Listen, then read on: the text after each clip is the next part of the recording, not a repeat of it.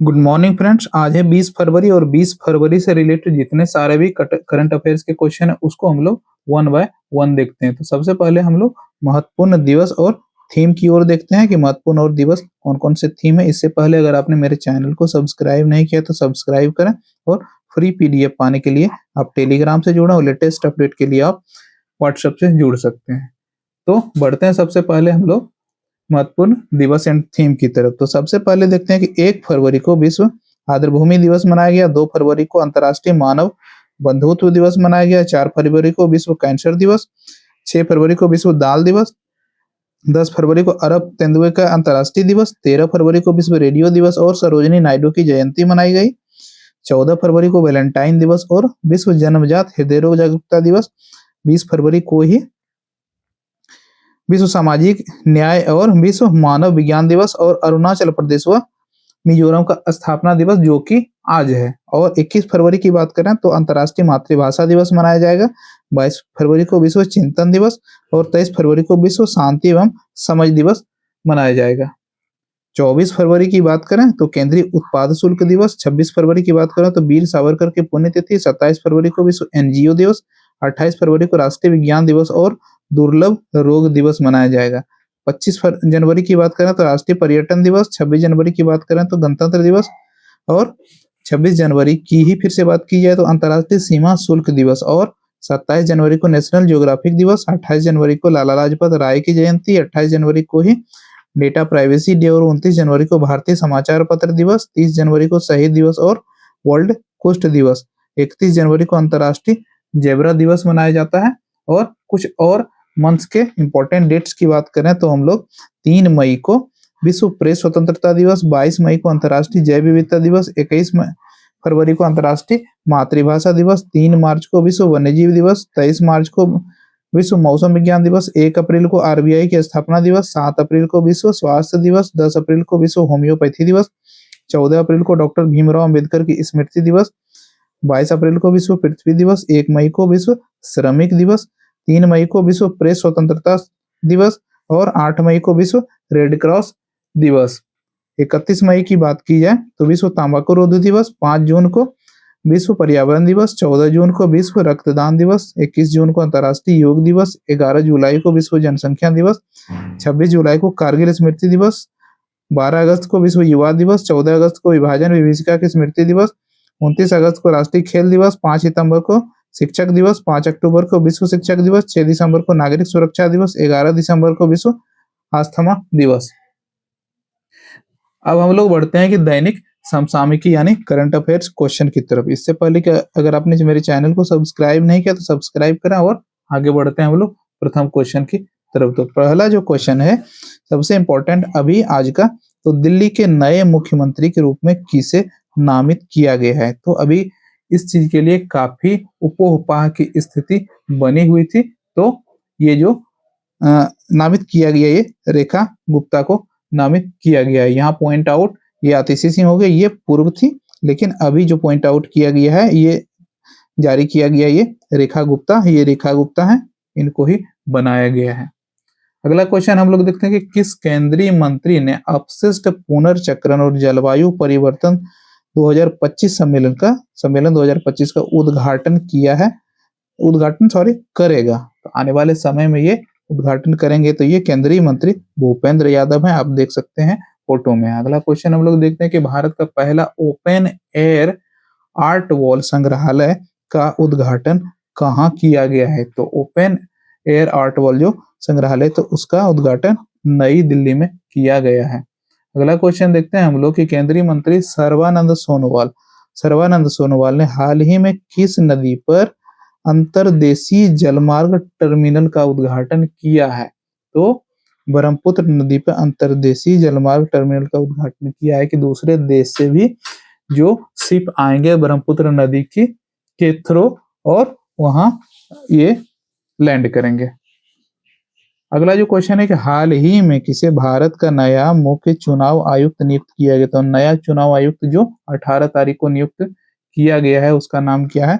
तो ज्ञानेश कुमार इसका नाम है। और इससे पहले कुछ हम लोग नाम जानना अगर चाहें तो इससे पहले कौन थे, राजीव कुमार अभी तक थे, लेकिन 18 के बाद ज्ञानेश कुमार हैं, और उससे पहले कौन थे? सुशील चंद्रा, और उससे पहले सुनील अरोड़ा, और उससे पहले ओम प्रकाश रावत, और उससे पहले अचल कुमार ज्योति। सबका कार्यकाल आप देख सकते हैं, और कार्यकाल की अवधि कितने कितने दिन रही, किसी का 10 माह, किसी का 2 माह, 2 वर्ष 4 माह।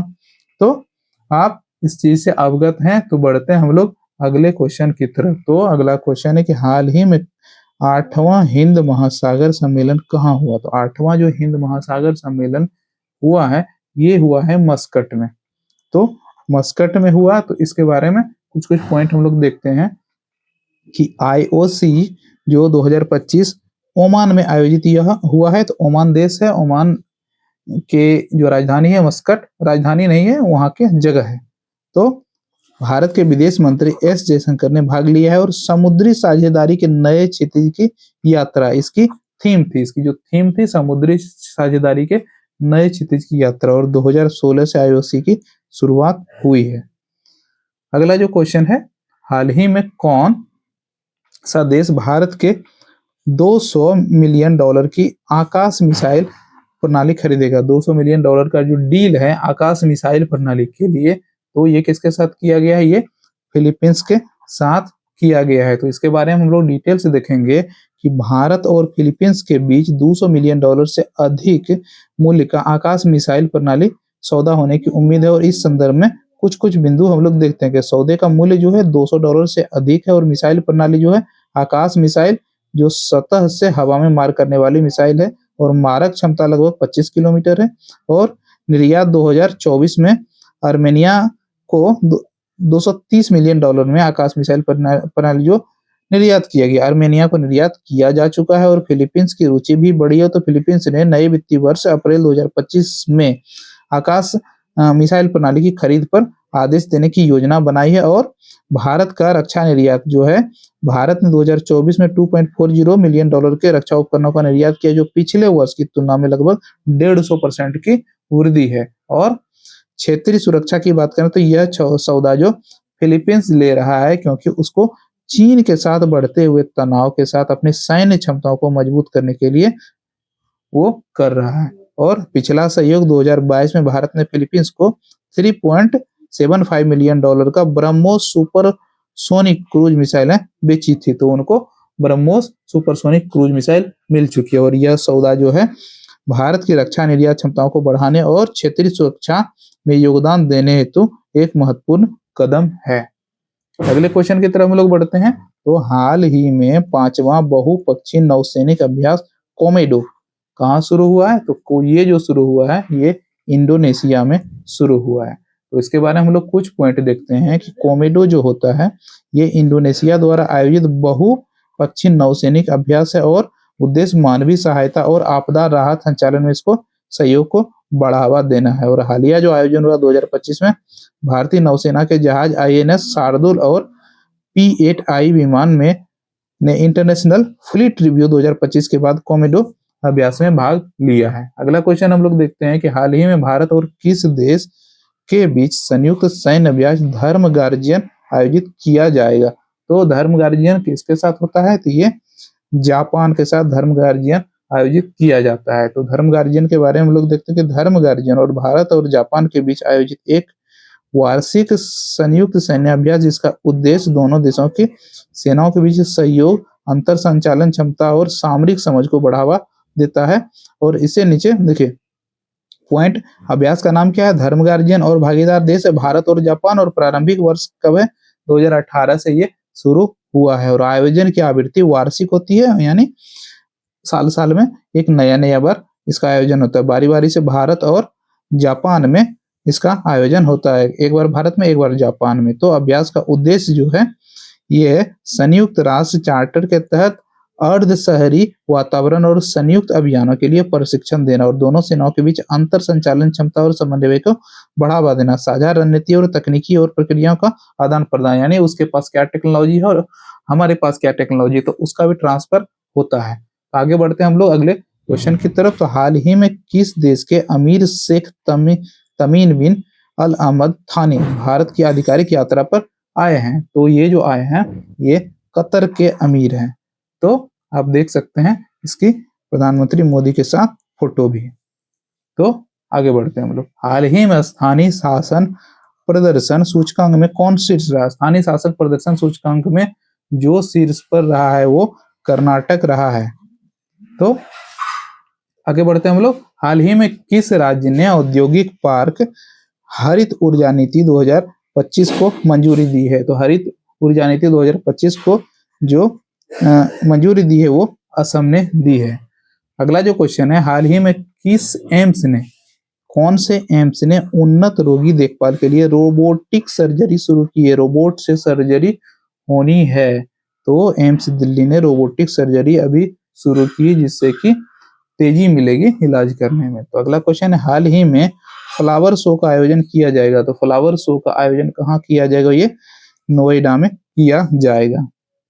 अगला क्वेश्चन है, हाल ही में प्रधानमंत्री योग पुरस्कार 2025 का आयोजन किस मंत्रालय के द्वारा किया जा रहा है? तो ये आयुष मंत्रालय के द्वारा किया जा रहा है।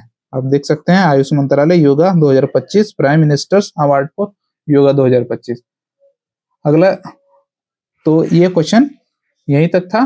तो हम लोग देखते हैं कि अगर आपने अभी तक मेरे चैनल को सब्सक्राइब नहीं किया तो सब्सक्राइब करें। हम लोग अभी बढ़ेंगे रिवीजन सेक्शन की तरफ। और अगर आपको वीडियो अच्छा लगता है तो लाइक करें और अपने दोस्तों को भी शेयर करें। निःशुल्क पीडीएफ पाने के लिए आप टेलीग्राम से जुड़े, लेटेस्ट अपडेट के लिए आप व्हाट्सएप पे भी जुड़ सकते हैं। तो आगे बढ़ते हैं हम लोग तो रिवीजन सेक्शन की तरफ। तो रिवीजन सेक्शन का पहला क्वेश्चन है कि किस कंपनी ने भारत और अमेरिका के बीच 50,000 किलोमीटर लंबी अंडर सी केबल बिछाने की घोषणा की है? तो ये मेटा ने घोषणा की है। मेटा कौन सी कंपनी? मेटा कंपनी के जो सीईओ है कौन है? मार्क जुकरबर्ग है।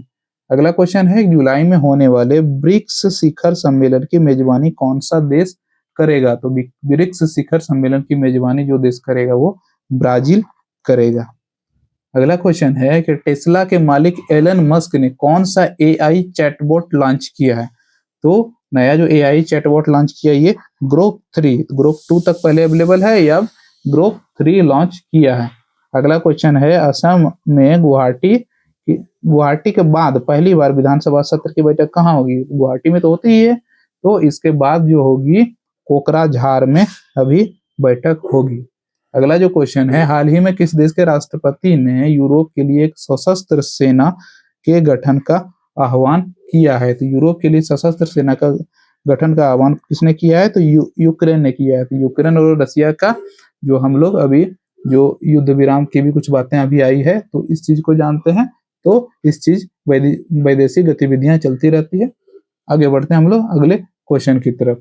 हाल ही में किसने इंडोर पुरुषों की 300 मीटर दौड़ में राष्ट्रीय रिकॉर्ड बनाया है? तो राष्ट्रीय रिकॉर्ड जो बनाया है ये गुलबीर सिंह के द्वारा बनाया गया है। अगला क्वेश्चन है कि हाल ही में किस आईआईटी ने किसानों के लिए सौर निर्जलीकरण तकनीक विकसित की है? तो सौर निर्जलीकरण तकनीक जो विकसित की है आईआईटी कानपुर के लिए विकसित की है। हाल ही में आई रिपोर्ट के अनुसार 2030 में भारत के प्राकृतिक गैस की मांग कितने प्रतिशत बढ़ जाएगी? तो ये गैस की मांग जो बढ़ जाएगी ये 60% बढ़ जाएगी। अगला क्वेश्चन है, हाल ही में 2025 की सबसे अधिक कमाई करने वाले एथलीटों की सूची में कौन शीर्ष पर रहे? तो ये क्रिस्टियानो रोनाल्डो शीर्ष पर रहे हैं। अगला क्वेश्चन है, हाल ही में प्रधानमंत्री मोदी ने कहा वैश्विक व्यापार शिखर सम्मेलन को संबोधित किया है? तो वैश्विक व्यापार शिखर सम्मेलन को नई दिल्ली में संबोधित किया है। अगला जो क्वेश्चन है, हाल ही में दिल्ली पुलिस का 78वां स्थापना दिवस मनाया गया। तो ये किस डेट को मनाया गया? ये 16 फरवरी को मनाया गया है। अगला क्वेश्चन है कि हाल ही में नेपाल और किस देश ने हाइड्रो नेपाल परियोजना के लिए समझौता ज्ञापन पर हस्ताक्षर किया है? तो ये जो हस्ताक्षर किया फ्रांस के साथ नेपाल ने किया है। अगला क्वेश्चन है कि हाल ही में कौन सा देश व्यापार को मजबूत करने के लिए ईएफटीए डेस्क शुरू करेगा? तो ईएफटीए जो डेस्क शुरू करने जा रहा है ये भारत शुरू करने जा रहा है। भारत अपने यहाँ डेस्क लगाएगा ईएफटीए का। उसके बाद जो यूरोपीय संगठन है व्यापार वाला उससे निवेश का मदद या बहुत सारा मदद लिया जाएगा। अगला जो क्वेश्चन है कि हाल ही में चर्चा में रहा अन्नामुडी 16 राष्ट्रीय उद्यान किस राज्य में है? तो ये जो है ये केरल में है। अगला क्वेश्चन है रिवीजन सेक्शन का लास्ट क्वेश्चन है, हाल ही में किसने फॉरवर्ड फास्टर सस्टेनेबिलिटी अवार्ड 2025 जीता है? तो ये जो जीता है ये एनटीपीसी के द्वारा जीता गया है। तो समाप्त होता है रिवीजन सेक्शन। तो अभी तक अगर आपने मेरे चैनल को सब्सक्राइब नहीं किया तो सब्सक्राइब करें और वीडियो को लाइक करें, अपने दोस्तों को भी शेयर करें। और निःशुल्क पीडीएफ पाने के लिए आप टेलीग्राम से जुड़ें और लेटेस्ट अपडेट के लिए आप व्हाट्सएप से जुड़ सकते हैं। तो आज के लिए आपका धन्यवाद और डेली सुबह सुबह आप करंट अफेयर्स के साथ हमारे साथ जुड़ सकते हैं, तो आपकी मॉर्निंग बेहतर होती है। तो मिलते हैं अगले वीडियो में, तब तक के लिए नमस्कार।